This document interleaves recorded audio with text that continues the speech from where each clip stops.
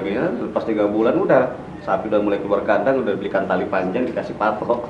Hari ini dipatok di sini, besok patok sini, besok patok sini. Itu yang terus terjadi. Makanya kita mulai berubah. Ini bagus ini. Ini bagus. Cuma ya memang itu tadi dari hulu ke hilirnya harus kita pikirkan. Yang pertama, yang kedua, saran saya harus tetap pengendalinya itu pemerintah.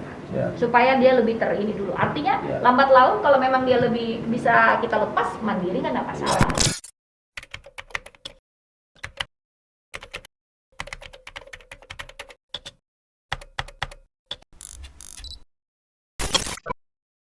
Selama itu gini, Bupati, gambaran saya. Kita tuh ngembangin peternakan kayak nembak burung di langit. Kalau kena pas, dapat. Kalau enggak ya sudahlah, enggak. Jadi makna dari ini adalah kita tidak punya batasan pengembangan wilayah yang bisa terukur. Tidak bisa kita ukur. Beda dengan sawah. Sawah jelas petakannya, satu petak berapa hektar, berapa bibit, berapa pupuk dan sebagainya. Tambak juga begitu. Nah di trans juga begitu, udah jelas. Tapi di peternakan tidak terlalu luas. Saya kan pernah mengalami di dulu kan, Bu. Dipanggil petugas ke sana, sapinya tengah sawah sana, Pak, sapinya. Waduh, cuma 1 ekor mau ngeladeni 1 jauh-jauh. Nah gitu, itu konsepnya gini, milestone-nya gitu seperti. Jadi setelah lahan mungkin udah kita identifikasi, ini legalisasi bukan persoalan. Legalisasi ini bukan masalah harus dibebaskan.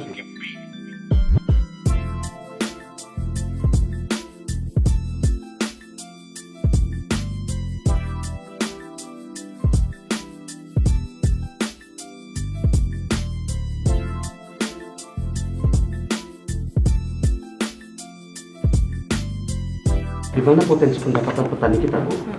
Jadi nanti kalau jagung ditanam di 72-73 hari, dia potensi 40 ton, kita bisa beli nanti harganya 600 sampai 750 ribu. Itu 250 rupiah per kilo. Tebon itu apa? Tebon itu batang. Jadi jagung itu dipotong semua sampai batang bawahnya, baru dicopper, dicacah. Usaha penggemukan kita bisa buka 122 KK. Jadi kalau tahun ketiga itu sekitar 500 KK udah kita buka untuk usaha peternakan baru. Ini untuk simulasi 300. Nah kami juga hitung kemarin berapa potensi rupiahnya sebenarnya. Jadi kalau di tahun ketiga itu kalau kita berbicara sapi bibit, anakan yang dari betina tadi, itu potensinya sudah sekitar 8 miliar ke atas, Bu. Jangan sampai gini, mohon maaf, saya kan di Nunukan itu pernah terjadi begini, kayak tapi bukan di saat saya, di saat dulu pemerintahan yang dulu, yang di awal. Nah jadi itu dia ada program apa nih? Bukan jagung ya? Oh, yang dulu itu ya. Ya. Nah kemudian antusiaslah masyarakat, berhasil jagung itu, panen nggak ada yang beli. Nah ternyata setelah kita compare, ya memang banyak yang mau beli, tapi harga dari petani kita tuh jatuhnya tinggi. Nggak masuk dia, sehingga kan distributor kan tidak beli gitu. Nah akhirnya kan pemerintah di demo sampai demo ke, padahal itu program pemerintah. Nah kesalahan yang saat itu kan mereka tidak menyiapkan dari hulu sampai ke hilirnya. Nah ini program kita jalan, oke lah, artinya target pemerintah sedemikian adanya, strateginya oke gitu. Nah tetapi kita kembali ke pasarnya, persoalan pasar. Nah saya takutnya karena ini kan yang terjadi di Nunukan ini ada satu penyakit kelemahan kita, baik itu dari sisi perdagangan gitu. Jadi kebiasaan-kebiasaan yang sebelum-sebelumnya itu, nah contoh kita menggalakkan produk dalam negeri gitu kan. Nah tetapi harga dalam negeri kita tidak bisa bersaing dengan Malaysia, sehingga sampai saat ini masyarakat kita tuh tetap bagaimanapun caranya dia akan ambil itu produk Malaysia gitu kan. Nah ini kalau misalnya kita sudah punya simulasi perhitungan harga, misalnya Bu ini nanti sampai dengan misalnya 2 tahun sudah layak sembelih begitu, kita bisa jual dia dengan harga 12 juta, contoh 10 juta, ini oke. Tapi kalau dia di atas 20 juta, ini pasti gagal kita ini. Pasti dia akan datangkan dari Sulawesi.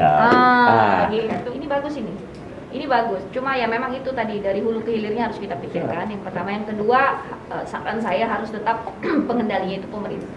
Supaya dia lebih ini dulu. Artinya lambat laun kalau memang dia lebih bisa kita lepas mandiri kan enggak masalah gitu. Tetapi kan kita harus berikan contoh dulu ke masyarakat.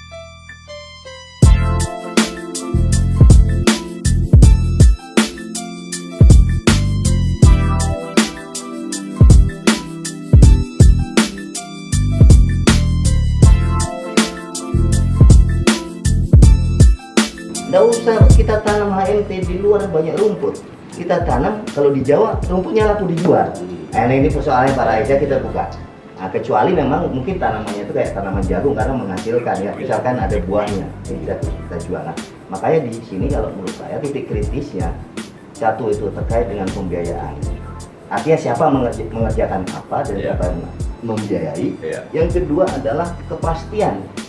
Apakah setelah terbangun ini ternaknya ada? Nah ini harus ada komitmen itu dulu.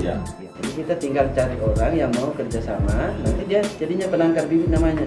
Dia jual bibitnya, nanti siapa yang mau beli. Nah, tinggal nanti kan tidak lama ini kan, paling 6 bulan harus ada sapinya karena sudah. Ketika kita menggunakan APBD, hitungan mereka nih rugi. Jadi mereka ini maksudnya gini, kita coba dulu dengan swasta, ketika ini berhasil dan butuh suntikan pemerintah, kita suntik. Kita suntik lewat pemerintah gitu. Ya ini trauma semua. Barang trauma. Jangan kapok lah, Bos. Jangan kapok.